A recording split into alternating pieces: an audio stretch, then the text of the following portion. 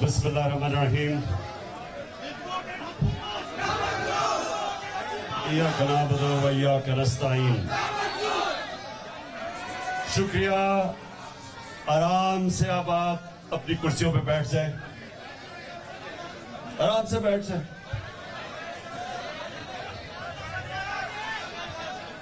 سب سے پہلے جے پرکاش، میں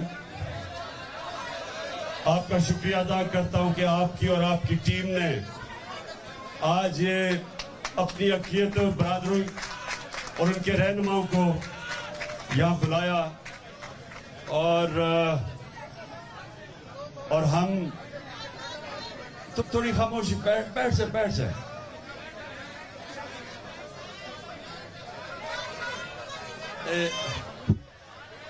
آگے آ کے یہاں بیٹھ جائیں کیونکہ وہ پیچھے نہیں لوگ دیکھ سکتے. آ جائیں ادھر بٹھا جائیں. نہیں پیچھے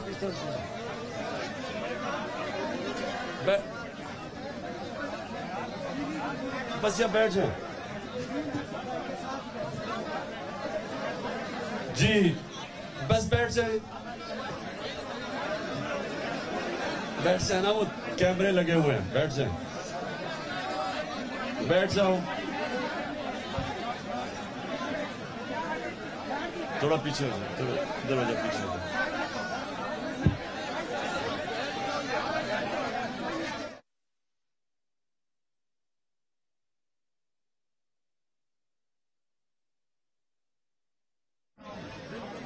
آرام سے.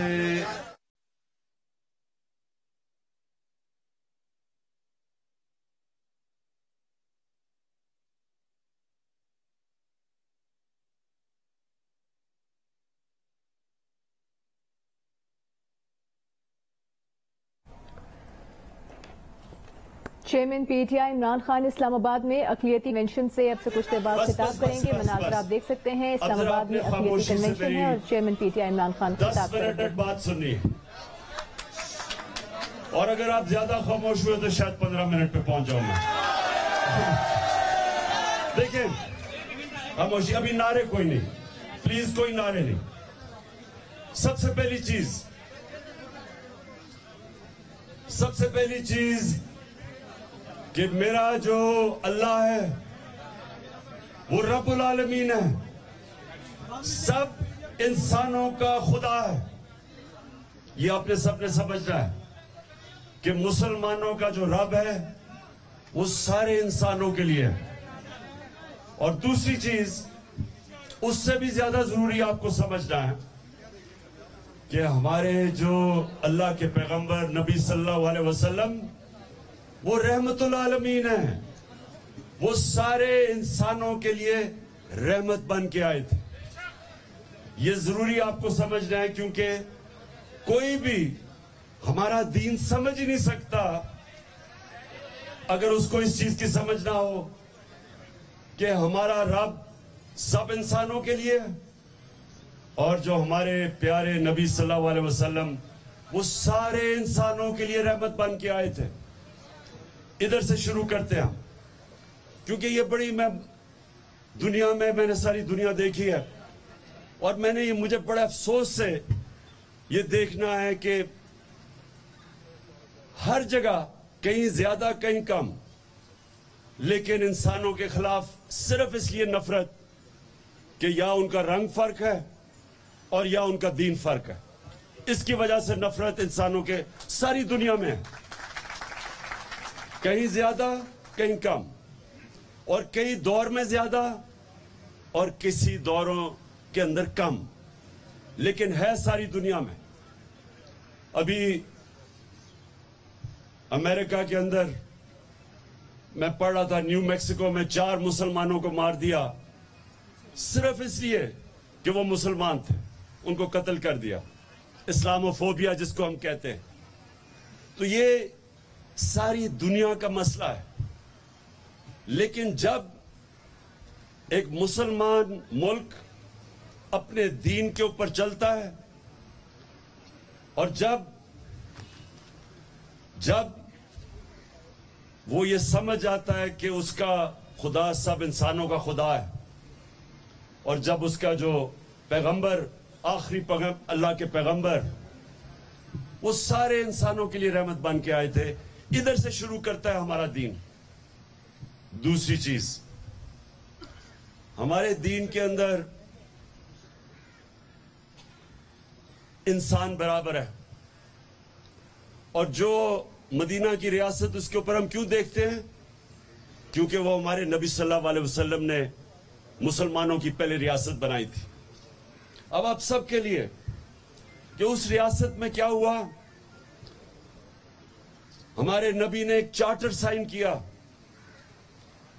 یہودی بھی تھے, مسیح بھی تھے, جتنے بھی انسان تھے ان کے ساتھ انہوں نے چارٹر آف مدینہ سائن کیا, جس کو کہتے ہیں میثاق مدینہ.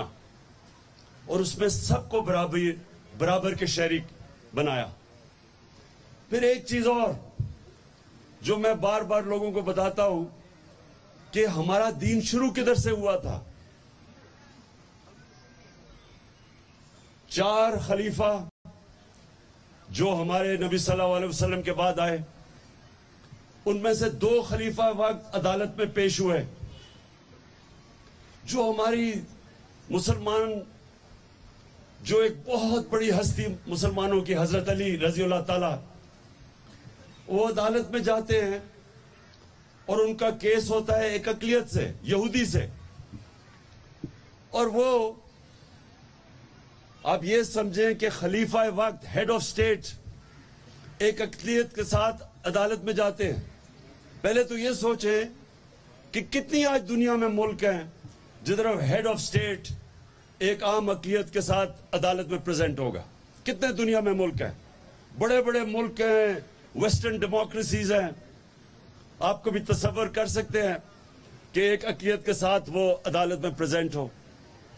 اور لیکن اس سے بھی آگے بات کہ وہ جو کیس ہے وہ قاضی وہ فیصلہ خلیفہ وقت کے خلاف دے دیتا ہے, اور وہ یہ کہتا ہے کہ میں آپ کی بیٹی کی, کیونکہ آپ کے بیٹا گواہ ہیں, ان کی میں گواہی قبول نہیں کرتا. سو کتنی دنیا کے اندر یہ ہوگا آج کل کہ میں آج بات کر رہا ہوں 21ویں صدی میں, کہ آپ کتنے ملکوں میں یہ ہو سکتا ہے کہ ہیڈ آف سٹیٹ ایک مائنورٹی سے عدالت اس کے خلاف فیصلہ کر دے. تو یہ ادھر سے ہم شروع ہوئے تھے. ہمارے انصاف کا نظام ادھر تھا, اور اقلیت انسان برابر تھے مسلمان معاشروں میں. اور ہم ایک اور چیز پہ آتے ہیں. ابھی رائے پرکاش نے بات کی کہ جو فورس کنورژنز ہے, کہ زبردستی لوگوں کو سندھ میں خاص طور پہ کہ لڑکیوں کو زبردستی مسلمان کر لیتے. دیکھیں قرآن کی واضح آیت ہے, دین میں کوئی زبردستی نہیں, یہ اللہ کا فرمان ہے. جب بھی کوئی مسلمان یہ کرتا ہے وہ اپنے دین کے خلاف جاتا ہے, وہ اللہ کے فرمان کے خلاف جاتا ہے کہ زبردستی کسی کو دین کی طرف لے آئے. جو ایمان ہے یہ سارے سمجھے کہ اللہ قرآن کے اندر اپنے حبیب کو, جو انسان جس سے اللہ سب سے زیادہ پیار کرتے تھے, نبی صلی اللہ علیہ وسلم کو کہتا ہے کہ اے نبی تمہارا کام ہے صرف پیغام دینا. یہ سن لیں ذرا, میں اپنے مسلمانوں کو بھی یہ بتانا چاہتا ہوں. اللہ اپنے حبیب کو کہتا ہے کہ تمہارا کام ہے صرف پیغام دینا. اگر وہ دین کی طرف آتے یا نہیں آتے یہ تمہاری ذمہ داری نہیں ہے, یہ اللہ کے اوپر ہے کہ وہ کسی کو ہدایت دیتا یا نہیں دیتا. سو یہ آپ سب سمجھ جائیں کہ یہ جو زبردستی کسی کا خیال ہے کہ مسلمان کسی کو کرنا, یہ تو اللہ کا تحفہ ہے کہ اگر وہ کسی کو ایمان دینا چاہتا یا نہیں. تو یہ بالکل میں پوری طرح ہم اپنے دین کے اوپر چلتے ہوئے اس کی مخالفت کریں گے جو زبردستی لڑکیوں کو مسلمان کیا جاتا ہے.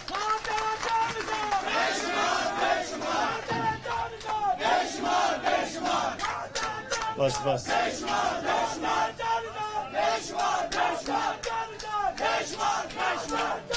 بس اچھا اب آ گیا ایک اور ایشو, اور وہ صرف ہماری اقلیتوں کے لیے نہیں ہے, وہ ہر پاکستان کے کمزور طبقے کے لیے ہے. دیکھیں انصاف ہوتا کیا؟ انصاف کا مطلب ہوتا ہے کہ کمزور اور طاقتور قانون کے سامنے ایک برابر. یہ سب سے بڑی چیز ہوتی ہے کہ ایک معاشرے کا جب اوپر اٹھتا ہے معاشرہ, تو معاشرہ اوپر نہیں اٹھ سکتا جب اس معاشرے میں انصاف نہ ہو. جو بھی دنیا کی تاریخ میں ملک اوپر گئے ہیں ان کا انصاف کا نظام بہتر ہوا. بلکہ ہمارے ایک بہت بڑا مسلمانوں کا عالم ابن خلدون, وہ کہتا ہے کہ میرا سارا جو تجزیہ ہے قرآن کا, اس کے بعد میں ایک نتیجے پہ آیا ہوں کہ اللہ نے انسان کو دنیا میں بھیجا ہی ایک وجہ سے ہے, انصاف قائم کرنے کے لیے. جانوروں کے معاشرے میں انصاف نہیں ہوتا, وہ مائٹ از رائٹ ہے, جو طاقتور ہے وہ قانون سے اوپر ہے, جو کمزور ہے اس کو کوئی پوچھتا نہیں ہے, اس کو انصاف نہیں ملتا. انسانی معاشرہ ہوتا ہی تب ہے جب اس میں انسانیت ہو اور اس میں انصاف ہو. میں نے جب آج سے 26 سال پہلے اپنی پارٹی شروع کی تھی تو اس کا نام رکھا تھا انصاف کی تحریک. میں یہ سمجھتا ہوں کہ اس جدوجہد میں ہم سب کو شامل ہونا چاہیے. میں اپنی ساری قوم کو شامل اس لیے کر رہا ہوں کہ یہ ہمارا ملک آگے نہیں بڑھے گا جب تک یہ انصاف نہ ہو. انصاف کا مطلب ہوتا ہے rights, human rights. Human right کیا ہوتا ہے کہ ہر انسان کے حقوق ہوتے ہیں, چاہے وہ کمزور ہے, چاہے طاقتور, چاہے امیر یا غریب.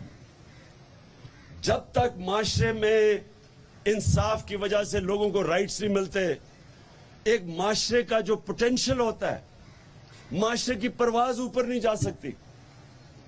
مدینہ کی ریاست میں میں مثال اس لیے دیتا ہوں کہ وہاں ایسا زبردست انصاف کا نظام تھا کہ وہ لوگ جن کی حیثیت ہی کوئی نہیں تھی, انہوں نے چند سالوں کے اندر دنیا کی 2 سپر پاورز ان کے سامنے گھٹنے ٹیک گئی, کیونکہ انہوں نے ایسا زبردست انصاف کا نظام بنایا تھا کہ جو مسلمان بھی نہیں تھے وہ اس ریاست کا حصہ بننا چاہتے تھے, کیونکہ ان کو ان کی ریاست کا انصاف کا نظام تحفظ دیتا تھا.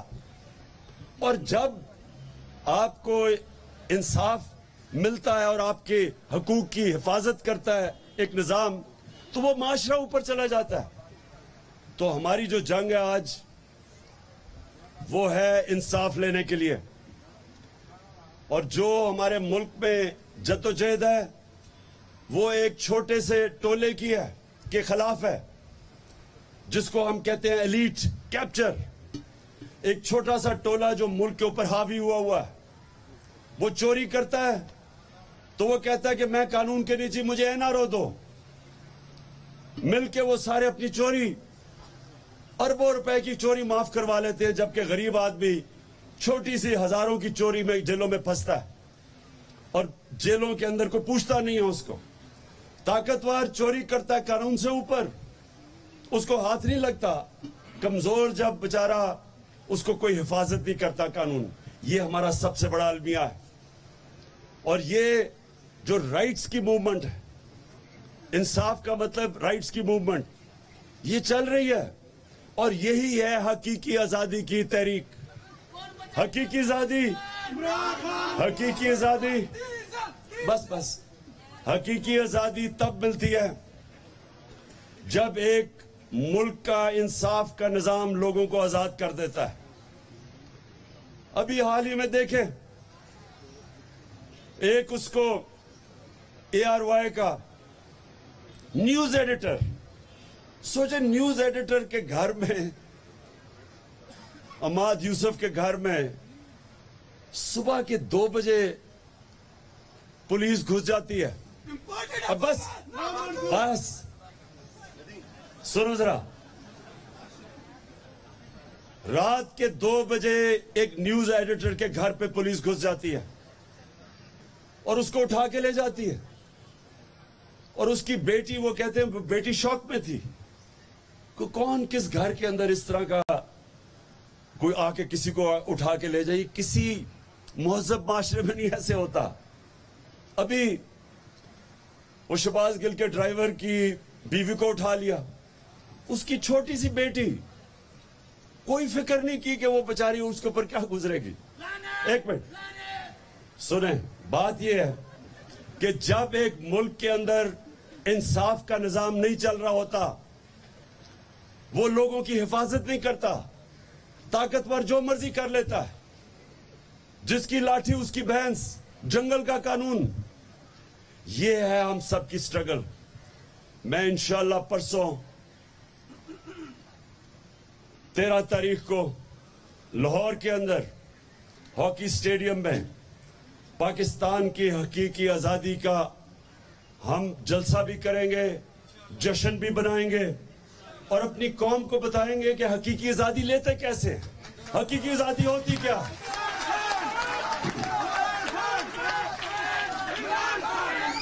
قائد اعظم آپ سب کو پتا ہے یا پتا نہیں کہ قائد اعظم نے جب اپنی سیاست شروع کی تھی تو ان کو ہندو مسلم امبیسڈر سمجھا جاتا تھا, یونٹی امبیسڈر, کہ وہ ہندو اور مسلم کو اکٹھا کریں گے.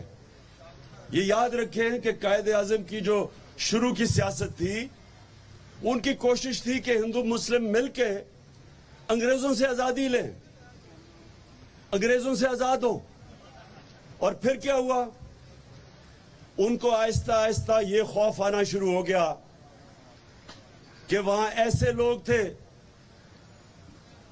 وہ جو کانگریس کے اندر ایسے لوگ تھے جو کہ صرف یہ دیکھ رہے تھے کہ وہ سب کے لیے, اقلیتوں کے لیے آزادی نہیں چاہ رہے تھے, وہ صرف ہندوؤں کے لیے آزادی چاہ رہے تھے. ادھر اختلاف ہوا ان کا. وہ چاہتے تھے کہ سارے ہندوستان کے لوگوں کو آزاد ہو. تو ان کو خوف آنا شروع ہو گیا کہ انگریز کی غلامی کے بعد ہم ہندو کی غلامی میں چلے جائیں گے. اس لیے انہوں نے آزادی کی سٹرگل کی تھی اور پاکستان بنانا ہے. اس لیے پاکستان موومنٹ میں شرکت کیے تھے. ہم بھی اپنے ملک کے اندر, یہ ہمارا جو ملک بنا ہے, ہم یہ سب کے لیے ہے. اس میں ہم ساری اقلیتوں کو برابر کے شہری سمجھتے ہیں, اور اس لیے پاکستان بنا تھا. اگر ہندوستان میں قائد اعظم کو یہ ہو جاتا کہ ہم برابر کے شہری رہیں گے, تو وہ تو شروع میں کانگریس کا حصہ تھے. اس لیے آج پاکستان میں جب انشاءاللہ جب ہم پرسوں اپنی حقیقی آزادی کا جشن بنائیں گے, تو ہم اپنی ساری اقلیتوں کو بھی پیغام دیں گے کہ آپ پاکستان میں برابر کے شہری ہیں. آپ کے حقوق ہم حفاظت کریں گے, ہم ان کو تحفظ دیں گے. میں آپ کا سب کا شکریہ ادا کرتا ہوں 11 اگست پہ آنے کا. پاکستان زندہ باد.